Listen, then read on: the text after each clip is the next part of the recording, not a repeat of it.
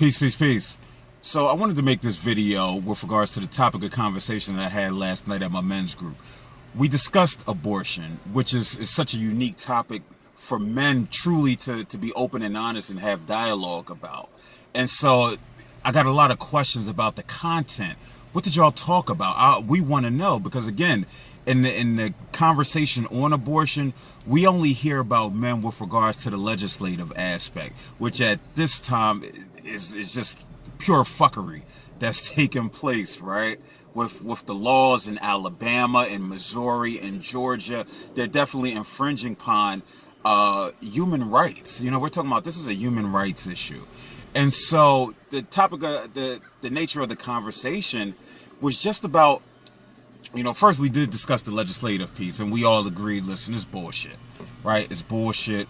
What's happening is bullshit, and we need to be as supportive and be allies as women as much as possible during this process. Because if it's abortion one day, it might be something else the next. Because again, this starts a snowball effect that we're starting to see take place with regards to people's human rights.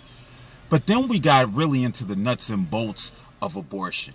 A lot of brothers talked about their personal experience. And some of the key points that came up was our physiological response to it. Yes, we're not the ones having a fetus taken out of us, right? We're not going through the physical pain that results in that. But yes, we do experience physiological effects as a result. So we're talking about stress. Right? It's a stressful time for some men. Again, for some, it's just, oh, you go here, you go do what you do. And that's a separate conversation about healthy relationships, healthy communication. You know, because we have women and men on both sides who treat getting an abortion like it's just, you know, I'm going to the store real quick, I'll be right back. But when we talk about men who desire to be a part of the process, and they don't feel that their voices are being heard or even considered, right? Or their feelings, more importantly. I had a brother talk about how his wife wanted to get an abortion, right? You're talking about somebody that's established in a marriage. And he just wanted to be heard to say, baby, listen, I don't necessarily know if I want that, but she already had it set in her mind, which is okay. But sometimes you just want to be validated. And so that was that brother's experience. And then we talked about just the emotional response that comes from it, the sadness, the guilt. Yes, we experienced that too. Listen, I've unfortunately, and I say unfortunately because I didn't make healthy decisions throughout my life with regards to my interpersonal relationships with women, and especially with regards to sex, right? Because a lot of times we're not having this conversation about how are we going to handle issues that arise in our relationship. We only do it after the fact when emotions and tensions is high. And so we're not having a conversation of, well, what happens if we get pregnant? No, because the lust is taken over, right? The physical attraction is taken over. And so a lot of times we only want to deal with problems when they show up.